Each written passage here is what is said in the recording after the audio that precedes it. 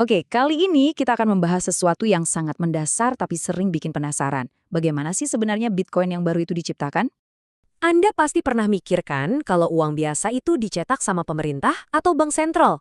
Nah, Bitcoin ini siapa yang bikin? Nggak ada satupun pihak yang mengontrolnya. Terus, dari mana datangnya koin-koin baru itu? Jawabannya ada dalam satu kata, penambangan. Tapi, buang jauh-jauh bayangan soal beliung dan helm ya.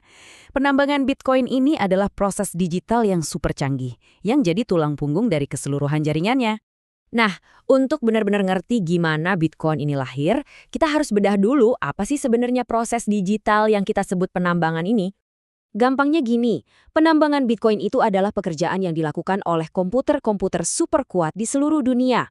Tugas mereka adalah memverifikasi semua transaksi yang terjadi di jaringan. Dan sebagai imbalannya, mereka punya kesempatan buat mendapatkan Bitcoin yang baru dibuat. Biar gampang, coba deh bayangin proses menambang emas. Butuh kerja keras fisik dan alat berat kan? Nah, menambang Bitcoin itu mirip, tapi kerja kerasnya dilakukan secara komputasi. Komputer harus bekerja keras memecahkan teka-teki matematika yang rumit. Keduanya sama-sama menghasilkan aset berharga yang jumlahnya terbatas. Oke, konsep dasarnya udah dapet ya.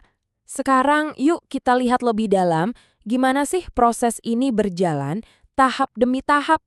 Jadi, bayangin aja, ada sebuah kompetisi global yang gak pernah tidur, 24 jam, 7 hari seminggu.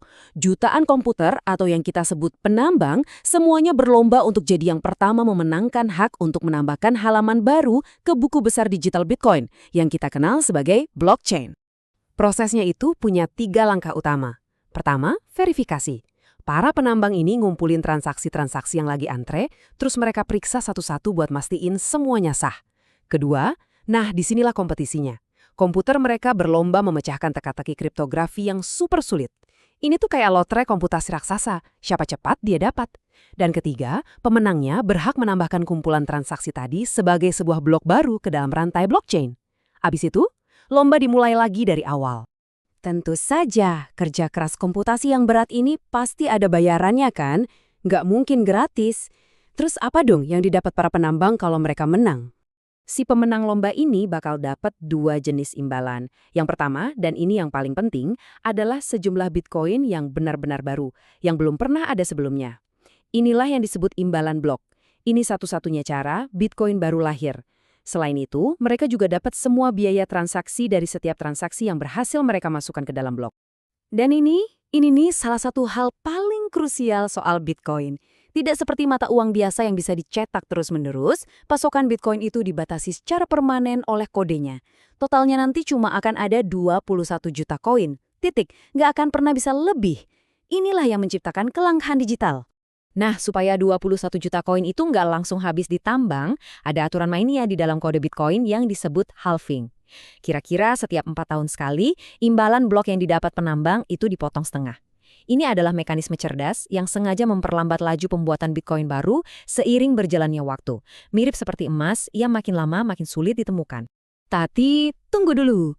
Proses penambangan ini ternyata bukan cuma soal bikin koin baru loh.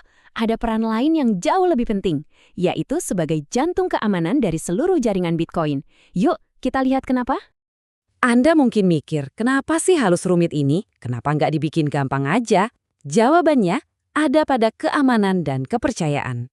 Kerja keras para penambang ini krusial banget.